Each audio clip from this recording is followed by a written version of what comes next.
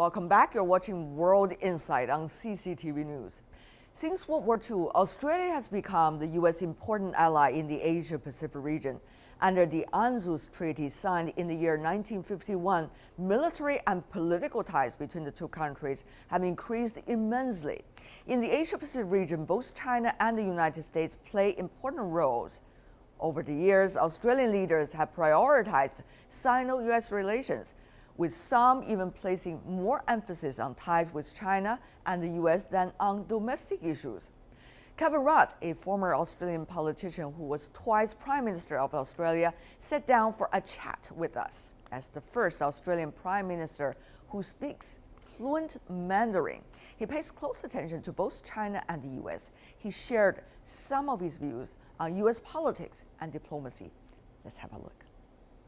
I think at this stage of the process, it is impossible to predict who the Republican candidate will be. Trump or Cruz or even a third candidate not currently prominent in the US primaries, whether it's Kasich or even someone else, like the President of the House, the Speaker of the House of Representatives, Mark Ryan.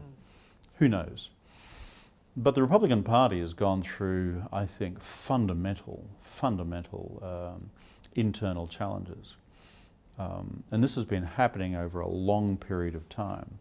You have a strong, what I describe as almost anti-government, anti-politics tradition now within the right wing of the Republican Party, which we usually call the Tea Party, which has kind of got out of control. And as a result, we have a deeply split Republican Party in a way we haven't seen for a long time. There's a second factor at work which applies to both political parties, and that has to do with the future of the American middle class. And the future of the American middle class is that I've seen data recently which says for the first time in US history, the middle class is not only shrinking in size, it now represents less than half of the American population. Now, the mainstay of mainstream Republican and Democratic politics, at least since World War II, has been this buoyant American middle class, the vehicle for social and economic mobility. That's right. And suddenly it's under threat and pressure. And so we then start to see some of the polarization of politics that we've seen both in relation to the support for Senator Sanders' campaign and of course for Mr. Trump's campaign as well. But given I am the president of the Asia Society Policy Institute in New York, I do not wish to comment publicly on any of the individual candidates in terms of are they good, bad or indifferent. But eventually, what this trend could mean for the U.S. International policy choices, that is very relevant to your job, I guess. Oh, absolutely. What America does in the world affects all of us. What America doesn't do in the world affects all of us. Okay? And therefore, these are profound questions.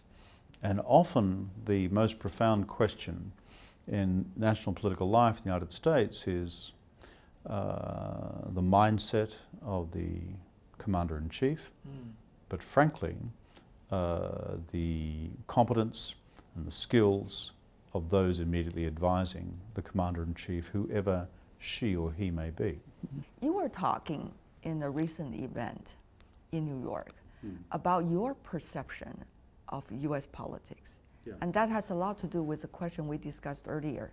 What does the U.S. have in mind as priorities? You said you were very upset, quote unquote, with one phrase that American politicians keep on feeding you. Quote, "It ain't gonna happen." And Kevin. Yeah. So help us to understand, for those viewers who haven't really been reading your articles, help us to understand what you meant. And what does it say about the nature of U.S. politics and how U.S. politicians these days, at the very center of their policymaking, think about themselves internationally? Yeah, well, those comments in particular I've made in the United States about two big problems that I perceive in the American democracy. I've been very blunt about them because they're not partisan comments, they're structural comments. And the two comments are these. One, when you have effectively unrestricted campaign finance in the United States, whereby an unlimited amount of money can be spent on election campaigns. Ultimately, that gets pretty dangerous in terms of the viability of a political system. The second is, in the US democratic system, the way in which in the House of Representatives, congressional districts are designed. This power lies in the hands of the relevant state governments of the United States, which means that those boundaries are drawn by the state governments, whoever happens to be in government in those state governments. So if we were to pull out a map here of the 500 or 600 seats in the United States House of Representatives and see these maps doing crazy things. Why? Because they've been designed to maximize the Republican vote or maximize the Democratic Party vote in a particular constituency. Again, that is a problem with the political system. And so for the American system, I believe, to be at its best, these structural problems need to be dealt with. But when I raise it with many of my friends in the United States, Republicans and Democrats, that's when I get the response, which is... It ain't gonna happen, Kevin. Yeah, that's right. Look, Kevin, understand your logic. We get it, but it just ain't gonna happen. Because these two questions have become so entrenched. But I believe they are questions which have to be dealt with for the future of the American political system. But what about their international priorities? It also has to do with what they think internationally and what role the U.S. wants to play, whether it's going to look inward most of the time or look outward as it used to be.